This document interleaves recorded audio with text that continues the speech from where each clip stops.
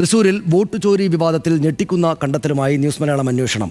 സാങ്കല്പിക ഫ്ളാറ്റിന്റെ വ്യാജ മേൽവിലാസം ഉപയോഗിച്ചും വോട്ട് ചേർത്തു എന്നാണ് കണ്ടെത്തിയത്. മണ്ഡലത്തിൽ വോട്ടില്ലാത്തവർക്ക് സാങ്കല്പിക മേൽവിലാസങ്ങൾ നൽകിയാണ് തട്ടിപ്പ് നടത്തിയിരിക്കുന്നത്.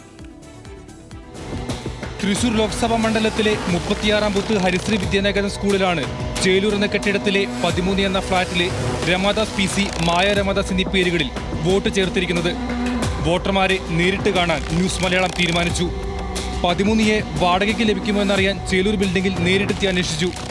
ഈ 13 എന്നുള്ള ഫ്ലാറ്റ് ഉണ്ട് ഇവിടെ? 39 എന്ന ഫ്ലാറ്റ് ഇവിടെ ഇല്ല. ഇവിടെ ഉള്ളത് പിന്നെ GA1, GA2 ഇങ്ങനെ നമ്പറുള്ള അല്ല, ഇവിടെ കൊടുക്കാനുമില്ല അങ്ങനെ 13.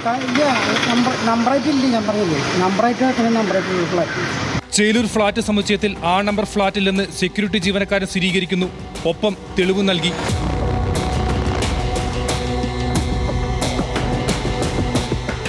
ചേലൂരിലെ ഫ്ളാറ്റ് നമ്പർ 13 സാങ്കല്പികമാണെന്ന് തെളിഞ്ഞെങ്കിലും ഉറപ്പിക്കാൻ വീണ്ടും ഒരു ശ്രമം. റിപ്പോർട്ടർ നേരിട്ട് സെക്യൂരിറ്റി ജീവനക്കാരനോട് വീഡിയോ കോളിൽ സംസാരിച്ചു. വീഡിയോ കോൾ ഒന്ന് കൊടുത്തേ. 13 അങ്ങനെ ഇല്ല. ഇവിടെ GA1, GA2 അങ്ങനെ 4 വരെ, പിന്നെ അതുപോലെ B, പിന്നെ ടോട്ടിന് GF അങ്ങനെയൊക്കെയുള്ള. ചേലൂരിലെ 13 കെട്ടുകഥകൾ വെല്ലുന്ന സാങ്കല്പിക സൃഷ്ടിയാണെന്ന് തെളിഞ്ഞു. എങ്കിലും ഔദ്യോഗിക സ്ഥിരീകരണത്തിന് തെരഞ്ഞെടുപ്പ് കമ്മീഷന്റെ സൈറ്റ് വഴിയും പരിശോധിച്ചു.